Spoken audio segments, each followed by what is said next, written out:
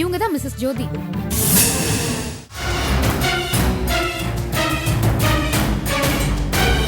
நீங்க தான் இவங்க பொண்ணுக்கு ஒரு வழியை காட்டணும்.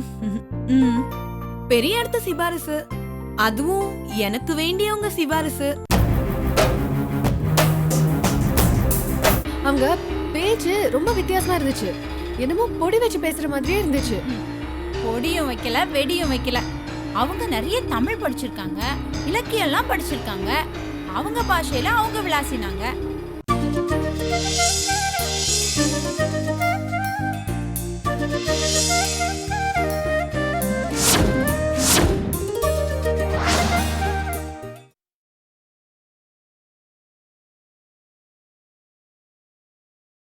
ஆமாண்ணா, நீங்க எல்லாத்தையும் மறந்துட்டு மறுபடியும் சங்கரண்ண முன்னாடி போய் நில்லுங்க.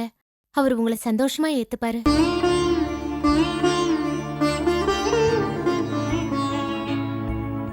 ஆமாங்க. தமிழே சங்கர்ட்ட ஏதாவது சொல்லி சமாளிச்சிருப்பான். மனசை தேத்திக்கிட்டு அப்புறமா நீ 2 பேரையும் போய் பாரு. ஊரையே 2 படுத்துனது நீதான். அணியாம என்னைய கூட்டிட்டு போய் சங்கரம்மா முன்னாடி நிக்க வச்சு எங்க குதிச்சல சொன்ன கேட்டியம்மா நீ? அண்ணனுக்கு கோவமே வராது. சும்மா இருந்தவரையும் உசுப்பி விட்டது நீதான். ஏய், சும்மா அம்மா பார்த்து அப்படி சொல்லாத. எல்லாரும் அம்மாவும் பண்றதா நம்ம அம்மாவும் பண்ணாங்க. என்ன இதோ இப்ப சொல்ற மாதிரி நான் போய் சங்கரையே பார்க்குறேன். பார்த்தா பனிக்கட்டியே உருகிடுவான். அதுக்கப்புறம் ஒன்றும் பிரச்சனை இருக்காது. சரி போங்க, நீங்க போய் படிக்கிற வழி பாருங்க.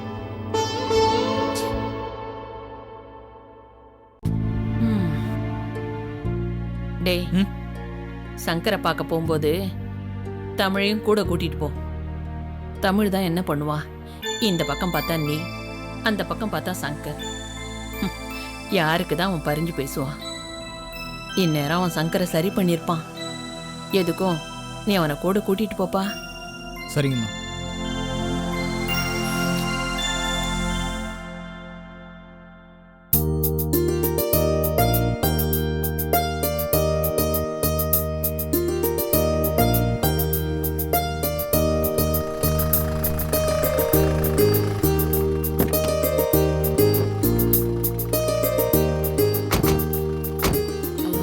எங்க இருக்கு? இந்த ரூம் தான். சரி, நீங்க 2 பேரும் இங்கே இருங்க, நான் போயிட்டு வந்துடுறேன். சரி சரி ஜோதி.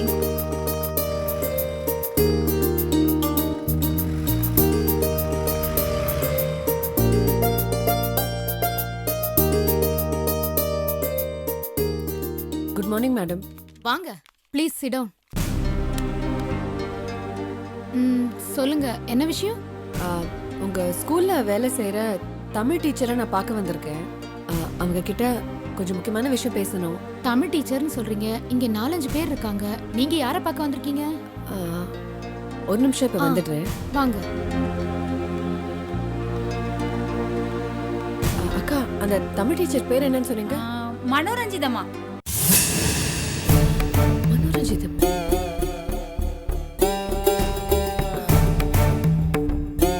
சரி, நான் இதை வந்துடுறேன்.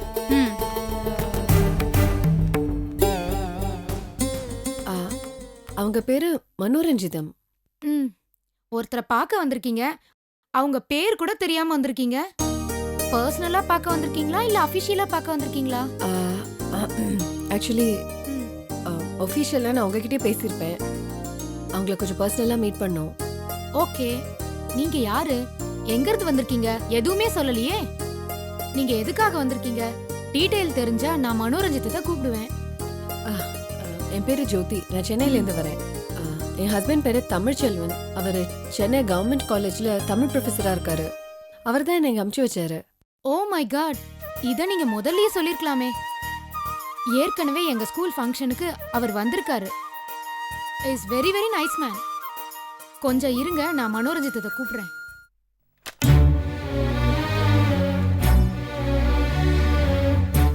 மனோரஞ்சிதம், என் கேபினுக்கு வாங்க. வருவாங்க, வெயிட் பண்ணுங்க.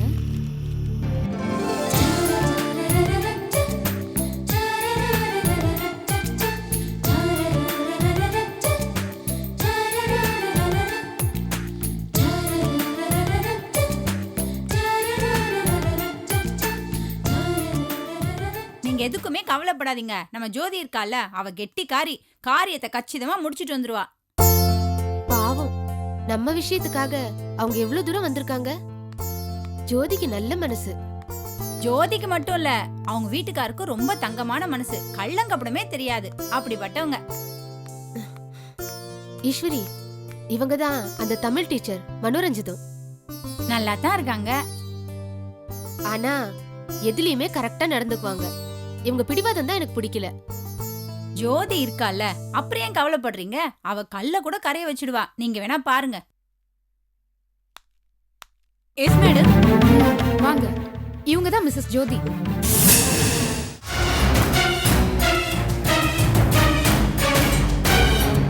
இவங்க தான் உங்களை பார்க்கணும்னு வந்திருக்காங்க. வணக்கங்க. வணக்கம். ஜோதி உங்ககிட்ட ஏதோ பர்சனலா பேசணுமா? பேசி அனுப்பிட்டு நீங்க போய் உங்க டியூட்டியை பாருங்க. ஓகே மேடம், வாங்க. Thank you madam. வெல்கம்.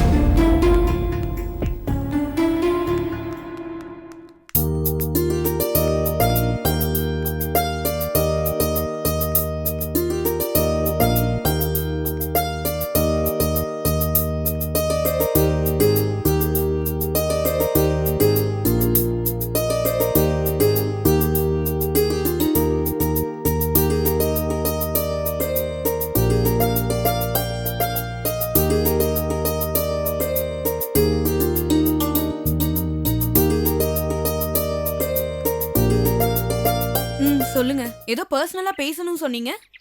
ஆ உங்களால ஒரு முக்கியமான விஷயம் ஆக வேண்டியதா இருக்கு. அது நிச்சயம் நடக்கும்னு என் ஹஸ்பண்ட் சொன்னாரு. என்னது? உங்க ஹஸ்பண்டுக்கு என்ன தெரியுமா? இல்ல, தெரியாது. எதுக்காக அனுப்பிச்சிருக்காரு? ஆக்சுவலா இந்த லெட்டர் உங்ககிட்ட கொடுக்க சொன்னாரு. இதை படிச்சீங்கன்னா நீங்க எல்லாமே புரிஞ்சுப்பீங்கன்னு சொன்னாரு. அதாவது தமிழ் ப்ரொஃபசர் தமிழ்ச்செல்வன் இதை கொடுக்க சொல்லிருக்காரு இல்லையா? இல்லையா ஜோதி? ஆக்சுவலா எனக்கு எதுவும் தெரியாது. இந்த விவரம் எல்லாம் ஹெச்எம் தான் போன்ல சொன்னாங்க. இந்த பள்ளிக்கூடத்துக்கு கூட ஒரு ஃபங்க்ஷனுக்காக வந்திருந்தாராம். அப்போ நான் இந்த ஸ்கூல்ல ஜாயின் ஆகல. பார்க்க பக்க ஜென்டில்மேன் நான் கேள்விப்பட்டேன்.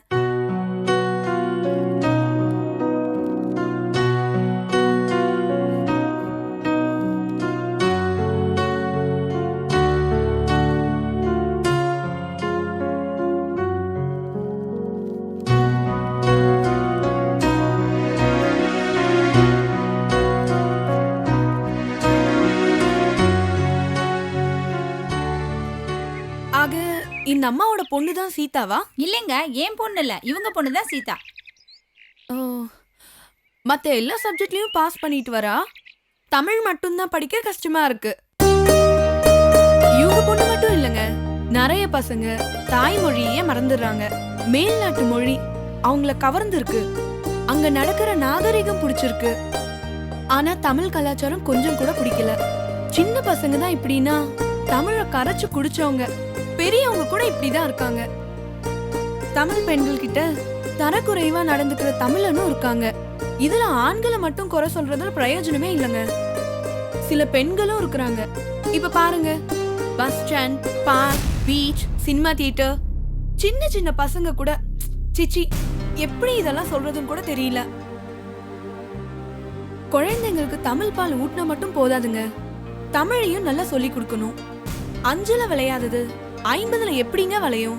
எனிவே, இதுக்கப்புறம் அவ தமிழ் நல்லா படிப்பான்னு நான் உத்தரவாதம் தரேன். எப்படி?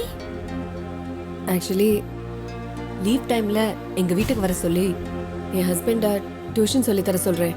நிச்சயமா அதுக்கப்புறம் அவ தமிழ்ல ஃபர்ஸ்ட் வருவான்னு எனக்கு நம்பிக்கை இருக்கு. அதாவது உங்க ஹஸ்பண்ட் தமிழ்ச்செல்வன் சீதாவுக்கு நல்ல பாடம் சொல்லி கொடுப்பாருன்னு சொல்றீங்களா ஜோதி? நிச்சயமா என் ஹஸ்பண்ட் பாடம் எடுத்து இது வரைக்கும் எந்த ஸ்டூடெண்ட்டும் சோட போனதில்ல. ஆமாமா, நானும் கேள்விப்பட்டேன். அவர்கிட்ட பாடம் எடுத்துட்டவங்கள ஆண்களை விட பெண்கள் தான் முன்னேறி இருக்காங்க. அஃப்கோர்ஸ் என்னாலயும் உணர முடியுது. எப்படியோமா, நீங்க தான் இவங்க பொண்ணுக்கு ஒரு வழியை காட்டணும். பெரிய இடத்து சிபாரிசு, அதுவும் எனக்கு வேண்டியவங்க சிபாரிசு.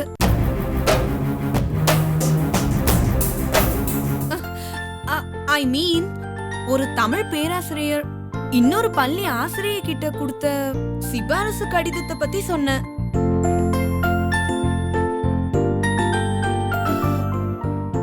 அதுக்காக சென்னைக்கு அனுப்பி பேராசிரியர் தமிழ்ச்செல்வன் கிட்ட உங்க பொண்ணு டியூஷன் எடுக்க வேண்டாம், அப்புறம் தேவையில்லாத விபரீதம் வந்துருச்சுன்னா உங்களுக்கு தான் கஷ்டம், தனியா ஒரு பொண்ணு இவ்ளோ தூரம் டியூஷன் படிக்க போவேன்னு தான் நான் சொன்னேன். காலம் இப்ப ரொம்பவே கெட்டு கிடக்கு, யாரையும் நம்பவே முடியாதுல்ல. ஜோதி, சீதாவுக்கு நானே டியூஷன் எடுக்கிறேன். அப்போ சீதா இந்த வருஷம் பாஸ் பண்ணிடுவா, பாஸ் பண்ண வச்சிடுவேன்.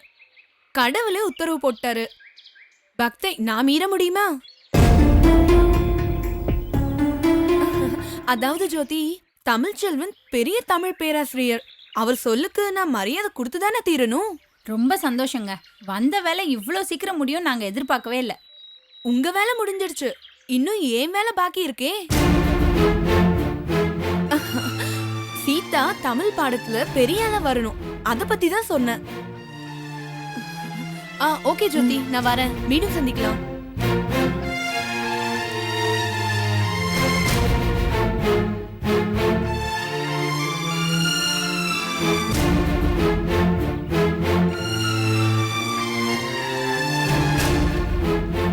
இந்த லெட்டரை உங்க ஹஸ்பண்ட் கிட்ட கொடுத்துருங்க. வரேன். சரி ஜோதி, வா நம்ம போவோம். ஆ. வா.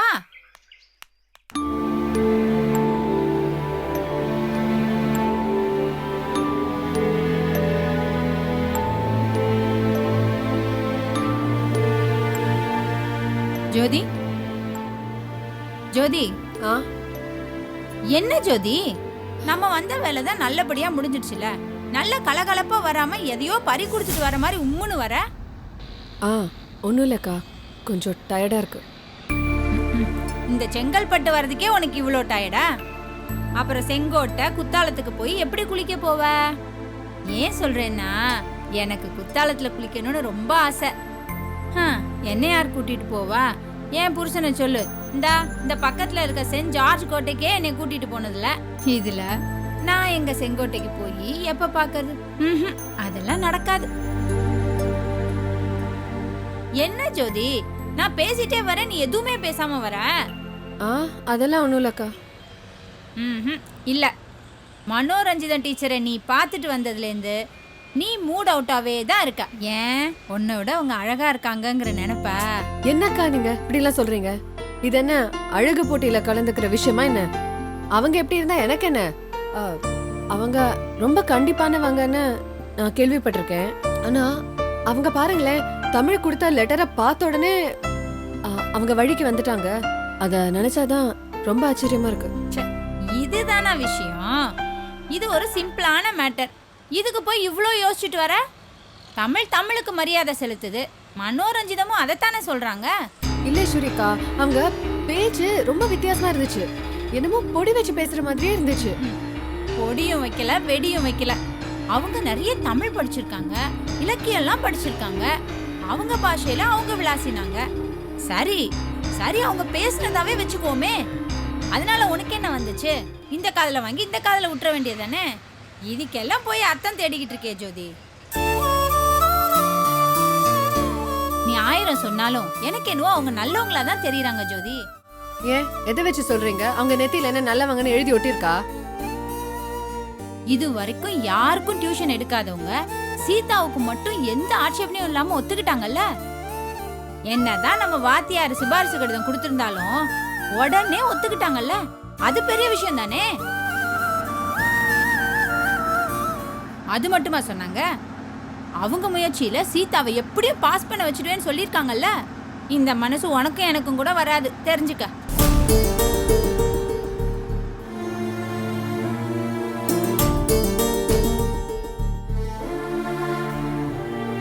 ஒருவேளை இந்த மனோரஞ்சிதம் அவளா இருக்குமோ?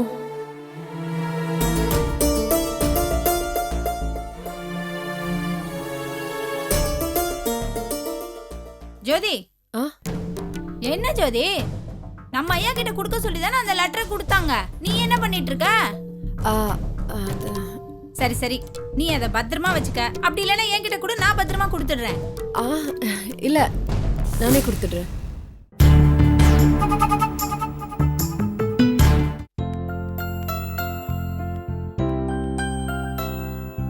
எதையுமே யோசிக்காம செய்யறவர் நீங்க இப்ப எதை பத்தி யோசிச்சுட்டு வரீங்க? கற்பகம், நான் முன்ன வச்ச காலம் எப்பவுமே பெண்ணை வைக்கிறது இல்ல. ஆனா எங்க அக்கா விட்டு விஷயத்துல மட்டும் எப்படியோ தடுமாறிட்டேன். அதை நினைச்சாதான் ரொம்ப கஷ்டமா இருக்கு. நீங்களும் எவ்வளவோ முயற்சி எடுத்துட்டீங்க. நாம என்னங்க பண்ண முடியும்? காத்திருந்தவன் பொண்டாட்டிய நேத்து வந்தவன் தூக்கிட்டு போகணும்னு பாக்குறான். நாம என்னங்க பண்ண முடியும்? விடுங்க. நாம கொடுத்து வச்சது அவ்வளவுதான். இதுக்கெல்லாம் காரணம் சங்கர் தான் கற்பகம். அவனோட விஞ்ஞான மூளைக்கு உமாவுடைய மகிமை தெரியாம விளையாடிட்டான். சும்மா அவனே குத்தம் சொல்லாதீங்க. சங்கர் அருமை அவளுக்கு தெரியல. அவளுக்கும் வேற மாப்பிள்ள பாக்குறாங்கன்னு கேள்விப்பட்டோம். சீக்கிரம் கல்யாணம் ஆகி தொலையட்டும். அப்புறமாவது சங்கருக்கு வேற நல்ல இடமா பாத்துக்கலாம். நீ ரொம்ப சுலபமா சொல்லிட்ட கற்பகம். உலகநாதன் விருப்பப்பட்ட வேற மாப்பிள்ளைய பார்த்துட்டு இருக்காரு. அவருக்கு நம்ம சம்மதத்தை விடுறதுக்கு மனசே இல்லை. என்ன பண்றது? பொண்ணுக்கு வயசாகிட்டே இருக்கு. எப்படியாவது தன் பொண்ணு கல்யாணம் ஆகணுங்கிற முடிவுல தான் இருக்காரு. முன்னெல்லாம் என்கிட்ட வெளிப்படையா பேசுவாரு. இப்ப எங்கேயாவது பார்த்தா கூட பிடி கொடுத்து பேச மாட்டேங்கிறாரு. என்ன பண்றது? எங்க எனக்கு ஒரு யோசனை. என்ன? கடைசியா ஒரு முறை சங்கரை வர சொல்வோம். அவனே நேரா உமா கிட்ட போய் கேட்டு பார்க்கட்டும். ஒரு முறைக்கு 2 முறை கேக்குறது தப்பில்லைங்க. கற்பகம், அவன் ஒன்னும் பொண்ணுங்க பின்னாடி சுத்துற அற்பமான பையன் கிடையாது. நிறைய படிச்சவனாச்சே, அவனுக்கு மான ரோசம்னு இருக்கும்ல. சரி, அவன் வர வேண்டாம். அண்ணா அண்ணியாவது வர சொல்லலாம்ல. கற்பகம், நீ தெரிஞ்சு பேசுறியா தெரியாம பேசுறியா? இப்பதானே சென்னைக்கு போயிட்டு வந்தோம். அக்காவும் மாமாவும் என்ன சொன்னாங்க? மறுபடியும் இதை பத்தி பேசினா சங்கர் வீட்டுக்கே வரமாட்டான், அதுக்கப்புறம் சித்ரா விட கெதின்னு போயிடுவான்னு சொன்னாங்களா இல்லையா? அதுக்காக அப்படியே நம்ம விட்டுற முடியுமாங்க? இன்னொரு முறை நாம உமாவை பார்த்து பேசிட்டு வரலாங்க. கற்பகம், கொம்பு இல்லாத மாடா இருந்தாலும் கோபம் வந்தா முட்டை தான் செய்யும். வெட்டியா அவளை போய் பார்த்தாக்கா நாம தான் மூக்கறுபட்டு வரணும். பொண்ணுங்க மனசை புரிஞ்சிக்க முடியாதுங்கிறது உண்மைதான். அதுலயும் அந்த உமா இருக்க, அப்பா அவளை புரிஞ்சிக்கவே முடியல கற்பகம். ஆனா நம்ம பாவம் அவளை சும்மா விடாது. பார்த்து பார்த்து அவ பாழுங்கடத்துல தான் விழப்போறா. வாய மூடு கற்பகம். அந்த பொண்ணு எக்கட கெட்டா நமக்கு என்னன்னு இருந்துட முடியுமா? அதனால பாதிப்பு யாருக்கு? நம்ம உலகநாத அண்ணனுக்கு தானே. அவருக்கு ஒரு கஷ்டம்னாக்கா அந்த குறை யார்கிட்ட போய் சொல்லுவாரு? நம்ம கிட்ட தானே வந்து சொல்லுவாரு. அவருக்கு நம்ம ஆறுதலா இருக்கணும். உமா நமக்கு கிடைக்கலங்கிற வைத்தறிச்சல்ல எதை வேணாலும் கொட்டிட கூடாது. அவ எங்க இருந்தாலும் நல்லா இருக்கட்டுமே. அவ எக்கேடு கெட்டு வேணா போகட்டுங்க. முதல்ல நீங்க சாப்பிட வாங்க.